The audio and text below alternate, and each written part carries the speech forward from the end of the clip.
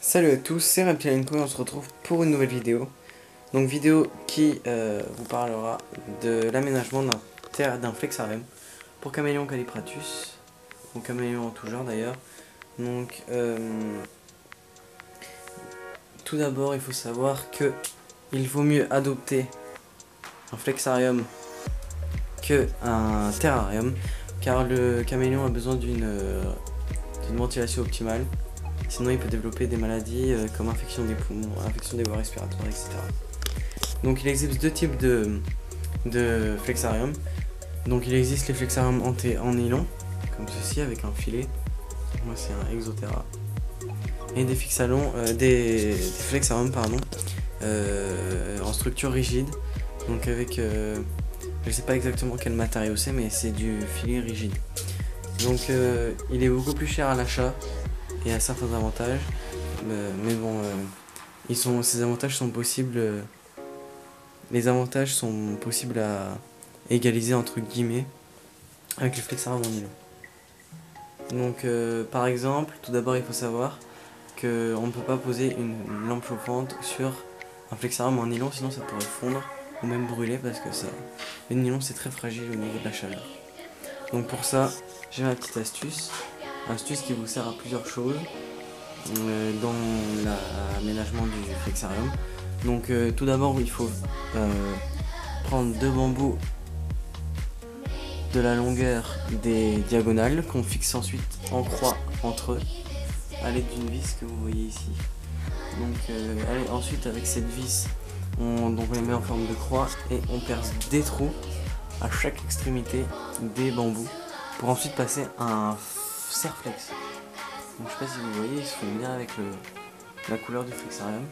Donc des serflex, on va ensuite, donc du coup ça va nous permettre de fixer la structure de bambou à la structure rigide du flexarium. Et comme ça, on risque pas de craquer le nylon. Et en plus on peut fixer plein de choses. Donc par exemple la lampe chauffante, qu'il faut fixer comme ça, parce que sinon on peut brûler le nylon. Donc on fait des tours avec la corde, on la fixe comme ça. Hop, on la met à la hauteur qu'on veut, on peut la régler. Donc moi elle est à cette hauteur là, comme ça fait un point chaud sur la branche. Ensuite on peut fixer les pots de plantes. Et on peut y faire passer les câbles du nylon. Donc ensuite pour faire passer les câbles aussi dans l'aménagement du flexarium, c'est pas souvent évident. Donc moi j'ai ma petite astuce pour que ça fasse bien propre. Donc on perce des trous, on fait des trous au découvite pour pas trop fragiliser le nylon.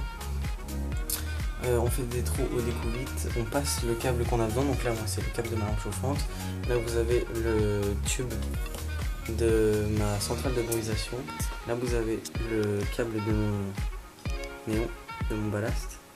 Et ensuite on recoue pour et donc on fait le plus petit trou possible pour ne pas trop fragiliser la structure du flexarium. Donc voilà pour tous les avantages de cette petite structure en bambou. Ensuite je vous conseille aussi d'utiliser des flexariums pour d'autres aménagements, notamment pour la fixation des branches. Si vous voulez fixer des branches en hauteur, donc comme vous pouvez voir là, moi c'est tout fixé avec des serflex. Donc ça bouge absolument pas. C'est parfait, vraiment parfait. Donc je les fixe à la structure rigide du flexarium. Et après je les ai fixés entre elles. Donc quand on fixe, on fait attention quand on fixe un serflex. Car il y a de la marge après qui sort quand on coupe et ça peut blesser l'animal. Donc soit on n'en laisse pas du tout comme là. Ou alors on fait bien attention comme ici. Si il y en a un peu, on met le serflex vers le bas, on oriente le bout qui dépasse vers le bas. Comme ça c'est inaccessible pour l'animal, il ne peut pas se blesser. Donc les serflex j'utilise pour mes branches. Cette grosse branche aussi est fixée par les serflex. Donc c'est bien parce que ça tient vraiment bien, ça bouge absolument pas. Donc l'animal peut monter dessus sans aucune hésitation, etc. Donc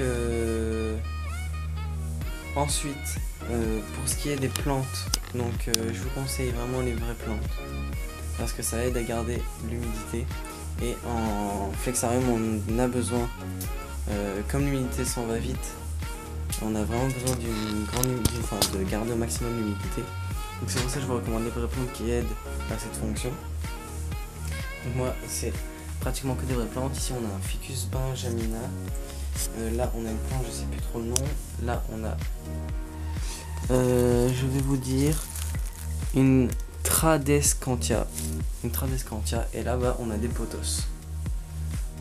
Donc je vous ferai une vidéo avec pas mal de plantes qu'on peut mettre dans le flexarium des caméléons, Callipratus.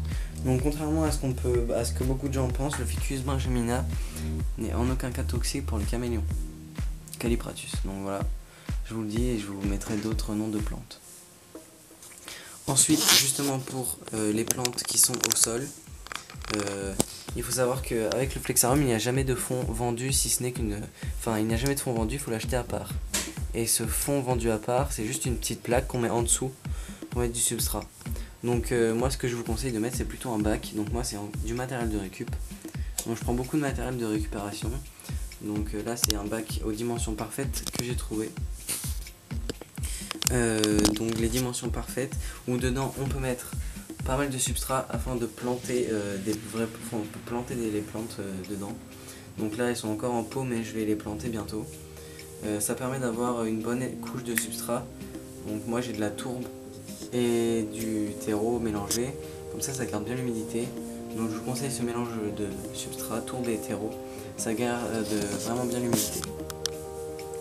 Donc l'avantage aussi du bac, c'est quand vous arrosez vos plantes et que ça coule, et l'eau elle reste dans le bac et elle va pas autre part, que dans le bac, et c'est beaucoup plus facile à nettoyer. Voilà, donc après pour ce qui est de la déco, des aménagements au niveau branches, il faut vraiment avoir des branches et pas que des plantes. Donc moi j'ai utilisé, donc je vous conseille, comme je fais, d'utiliser des branches de récupération. Donc comme celle-ci, j'ai récupéré chez un ami que j'ai désinfecté. Après vous avez, donc ça c'est pour maintenir les plantes droites, que j'ai récupéré aussi tout neuf. Et comme ça, ça peut servir, hein, ça fait joli en plus. Là c'est, je sais pas si vous vous en souvenez, l'ancienne branche qu'il y avait dans le terrain de mon pomona. Donc voilà pour cette vidéo. J'espère qu'elle vous aura plu, qu'elle vous aura aidé à trouver certaines astuces, parce que c'est vrai que c'est pas toujours facile d'aménager un flexarium en nylon, il y a souvent des contraintes. Donc merci d'avoir regardé cette vidéo. N'oubliez pas de vous abonner et de liker notre page Facebook. On se retrouve très bientôt pour de prochaines vidéos. Donc j'ai pas mal de projets. Enfin, on a pas mal de projets, j'ai fait pas mal de vidéos, j'ai écrit pas mal de vidéos pendant les vacances. Donc on se retrouve très bientôt. Allez, ciao!